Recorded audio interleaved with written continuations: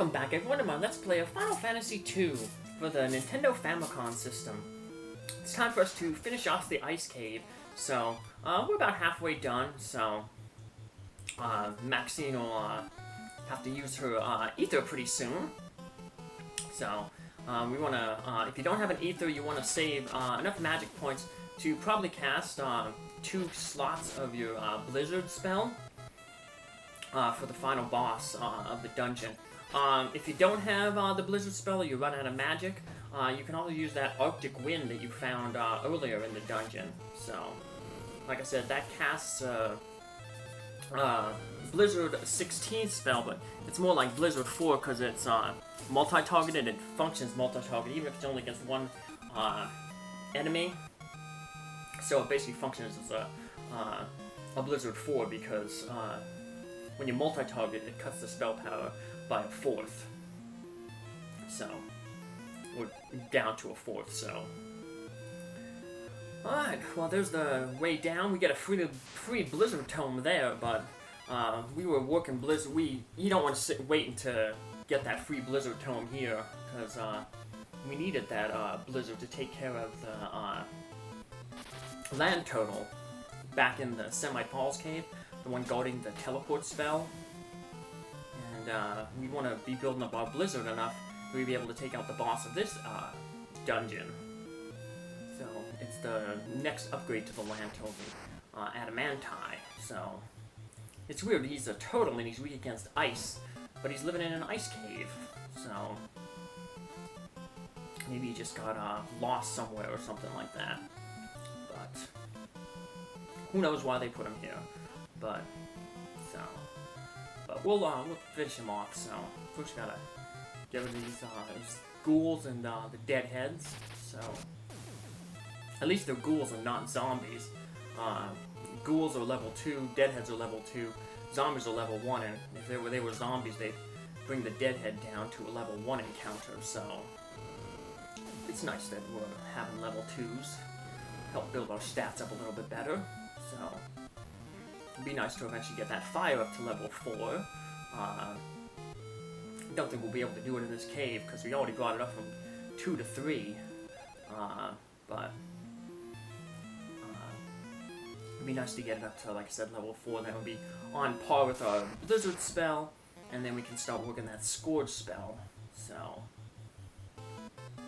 eventually we're going to get a boat, so by that time we're going to have a lightning spell, but luckily, if you don't have lightning, the party member, the 4th party member, I was going to say 5th, I'm thinking of Final Fantasy Legend 2, but the 4th party member that comes in with you when you get your boat, she has a lit spell, so with I think 2 or 3 levels in it, so she can help you take out enemies on the ocean. All these rooms that I'm passing up, if you see me pass up a room, I should have said this much earlier, all those rooms that I pass up, they're just all trap rooms. So that's why I'm not going in them, because no reason to go in them. Like I said, it'll just give us a large encounter rate, and we're all getting into enough encounters as is, just one dungeon normally. So, and when I got lost that one time on the 2 floors ago, I had to backtrack. Added a little bit of time to that last episode, but yeah, it's all good. Hopefully I'll keep them around the 20-minute mark though. But this one goes a little bit long because I wanted to get the ice cave and get out of this ice area. So it's a good thing that water isn't cold. I mean, it's probably cold in reality, but later on there'll be dungeons where there's cold water and actually drains your hit points, similar to the ice in the ice cave in Final Fantasy 1, or the lava tiles in Gugu Volcano in Final Fantasy 1. So yeah, the lava tiles will make a return, so will those cold ice tiles, but not here in the ice cave. So one bad thing though is, unlike Final Fantasy 1, you can run into random encounters on those damaged tiles. So that was the good thing about Gugu Volcano. There were so many of those lava tiles that you can kind of run through it, that dungeon pretty quickly because you'd be avoiding all those random encounters every time you stepped on the lava. And even though you lost 1 hit point every time you stepped on the lava, you know, it'd save your hit points in the long run because you're not getting into fights. And, so let's use Maxine's ether there. Wait until she was down to 0 MP in the hope that she might pull up another magic point increase. But wasn't lucky. But she's doing pretty good with magic points, so eventually I'd like to get her to, you know, over 100. And we really need to start working on Fess's, but we'll be working with him once we end up getting that Asuna spell. So now Asuna cures status ailments outside of the ones that don't remove themselves in battle. So permanent status effects. So you can use it outside of battle to, you know, cure status effects. But you don't necessarily have to wait until you get inflicted with status. You can cast it in battle, even though you're not healing any stats or any statuses. You still get points toward the progression of that. And like I said, you want to get Insuna up to at least level 7, because then it can cure the KO status. And that's the last level that you really need to get it to, 7. We'll be working a life spell as well, but we want to get that Insuna. So Fess will be taking turns to build up his Insuna spell once we get that. And hopefully that'll help him build up his magic points in battle.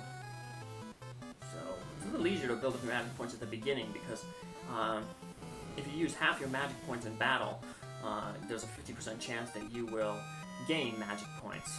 So when you're really low, you're more apt to use 50% of your magic points in battle, because you don't have, you know, only have to take like 2 or 3 castings to use half your magic. Where like Maxine, if she had, you know, her max MP, which I think is 89, it would cost, you know, to cast half her magic points in one battle would be pretty crazy. So have to be a really long, drawn-out battle. You can kind of do that with, you know, when you had Minwu, if you have a character with like Protect or Blink. One of the strategies you could have used against the Sergeant, you could have protected Minwu, and then that way the Sergeant really couldn't deal much damage to him. And then you can prolong the battle and just keep hitting him with, like, say, level 1 spells. Here's the Ancient Sword. The Ancient Sword is pretty good. I say pretty good because it's stronger than the Mythal Sword that we're using, but it has really terrible accuracy. And the reason I gave it probably terrible accuracy is because it has a status ailment that it can inflict the Curse status on an enemy if it successfully hits. And what Curse does is it basically like cuts the enemy's stats in half.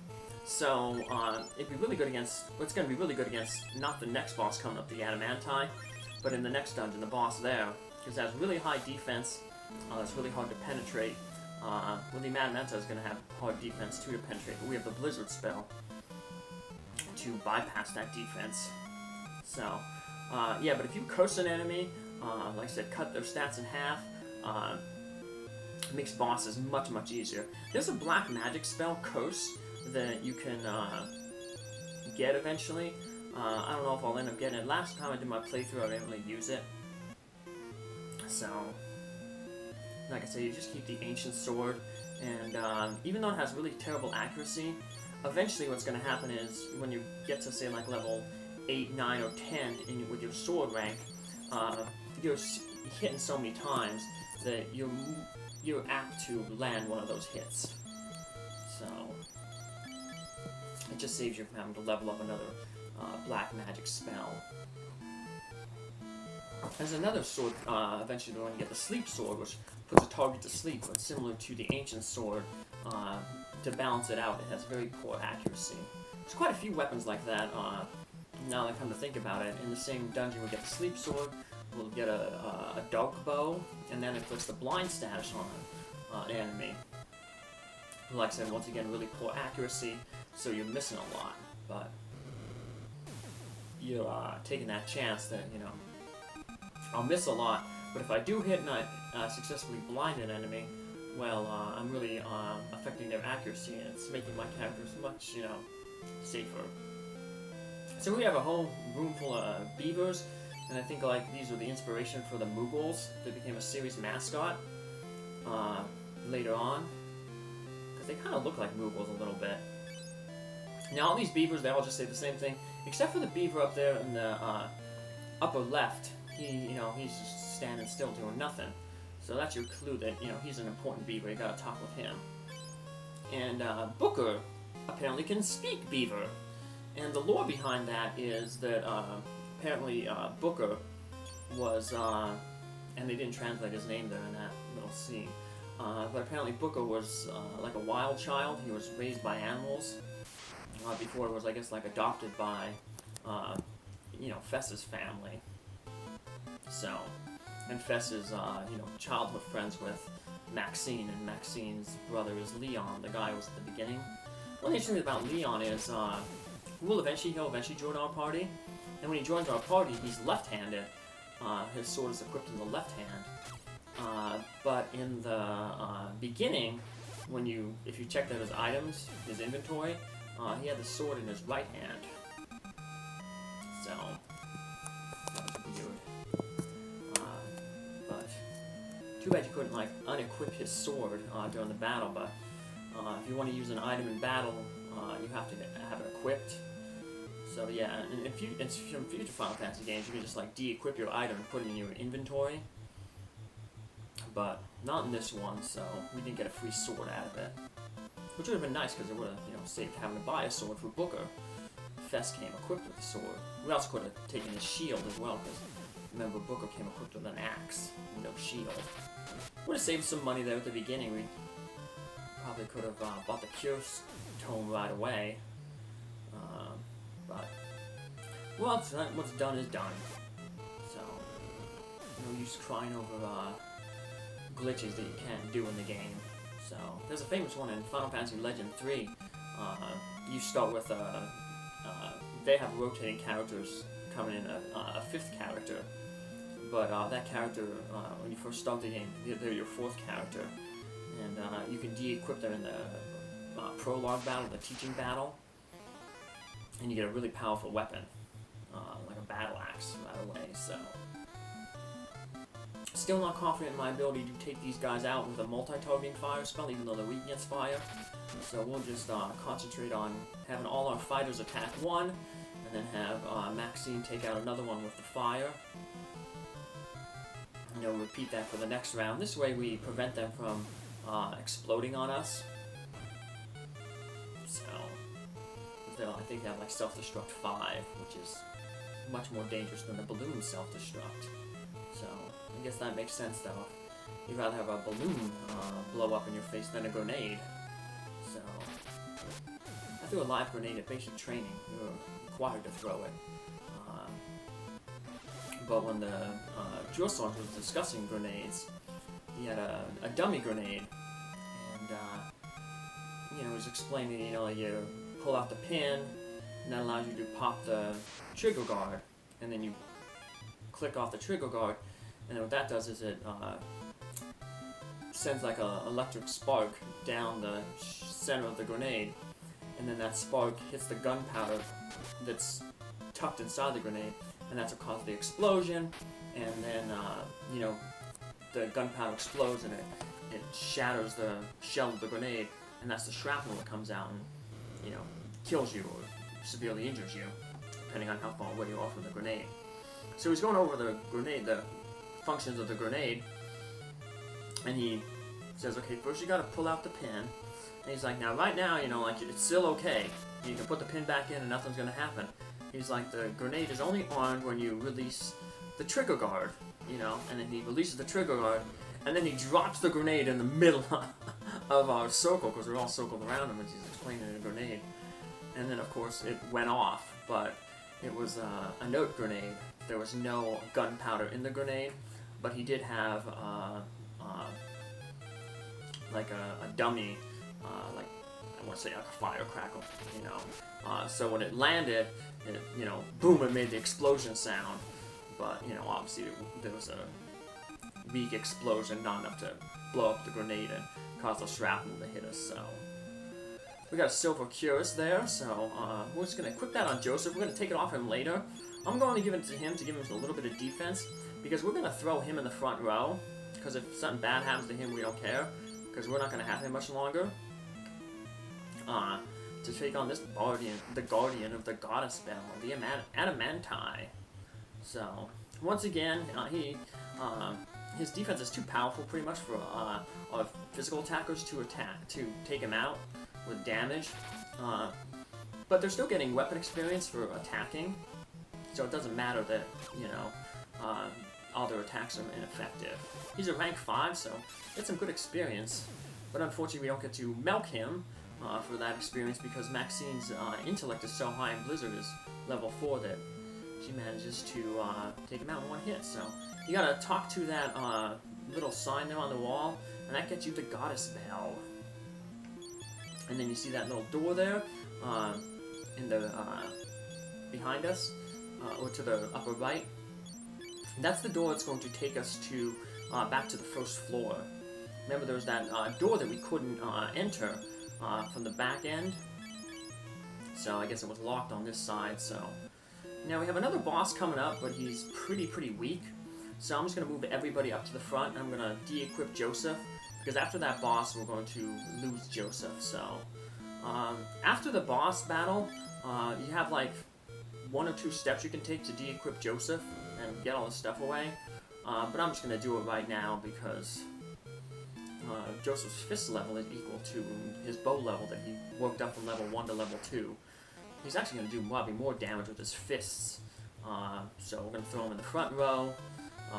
Like I said, it's only one battle against one boss coming up, so I'm not too worried if, you know, Josef maybe takes an attack or 2, you know, draws away from my characters and maybe prevents them from getting a stat up.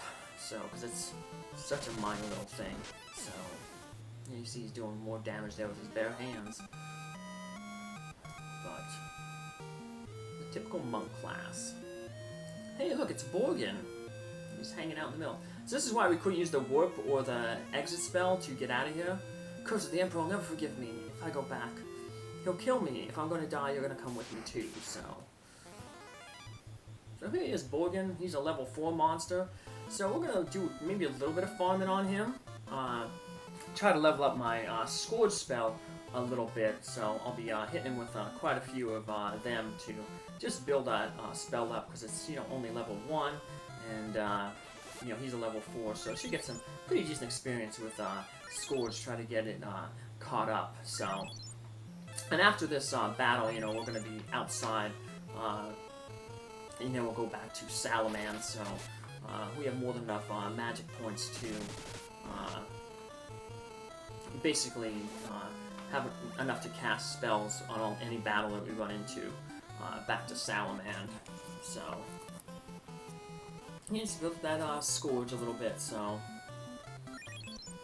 Borgin can heal himself, but his healing will never keep up with what we're doing, the damage that we're doing. So we could have tried to equip the Ancient Sword on Booker. Instead you do that, you just go into your item menu, and then you can switch your sword out, because remember we equipped the sword in his like spare item slot, so you can switch weapons in and out during battle.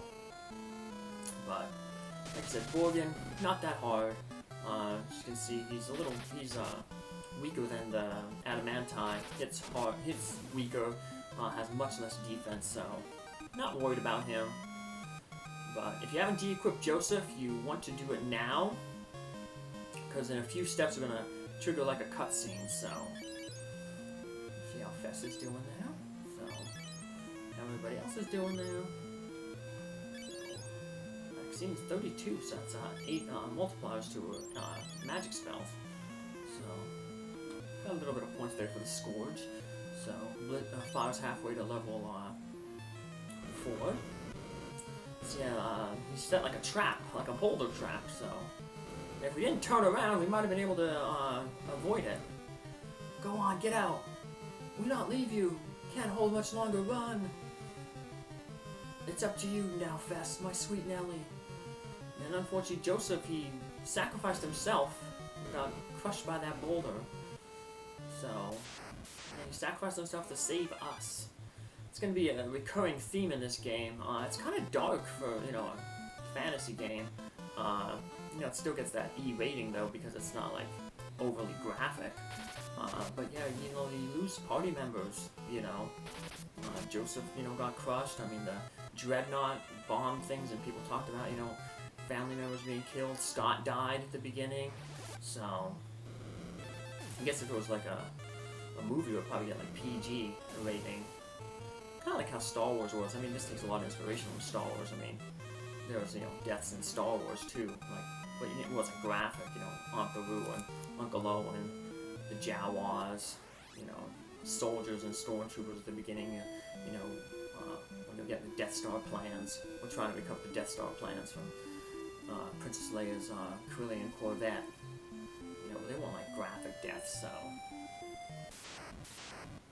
But, so yeah, a lot of people, they think of, because it was like the first big super duper Final Fantasy over here, Final Fantasy VII, and that massive marketing thing, and people were so taken aback when in that game, Eris, one of your party members, dies about a third of the way through the game, and people are like, oh man, it was such a shock. But if you played the earlier ones here, you'd realize that she's not the first one to, you know, pass away, party member who, you know, permadeath as they call it.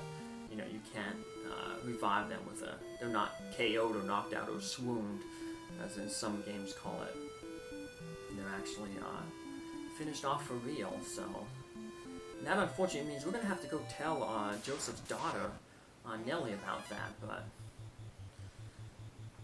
we're going to wait till the next episode to do that, because this episode is running a little bit long, but I just want to get out of the ice areas. Little ratties are cold. They had to walk through all that water, and now they're in the cold. Yeah, they just want to get home and dry off. So, and my rat, Princess Guinevere, she wants to get out of her cage. She's like, Dad, you're a little late letting me out. It's playtime here. And she's getting angsty over there. So, I'm gonna finish off right here, make a quick save, let the princess out, and hopefully you come back for tomorrow and enjoy this episode. Take care, have a good day. Thanks for following along. Bye.